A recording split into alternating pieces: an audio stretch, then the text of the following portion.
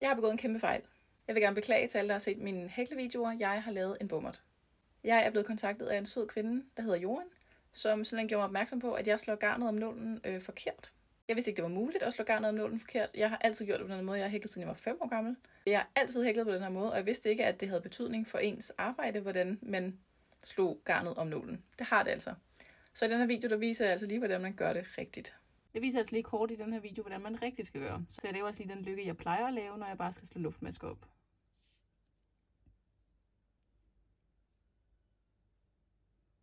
Sådan der.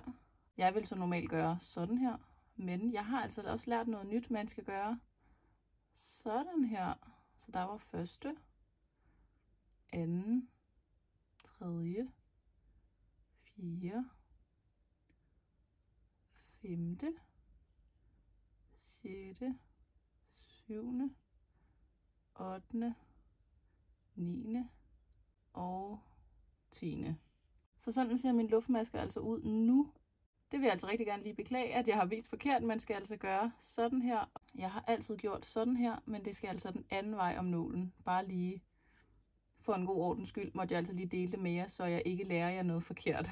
Jeg vil også gerne lige huske at sige, at jeg lærer selvfølgelig også hen ad vejen, og jeg er ikke blevet gjort opmærksom på det, før jeg begyndte at lave de her videoer, så ja, jeg beklager, men jeg kan også lære.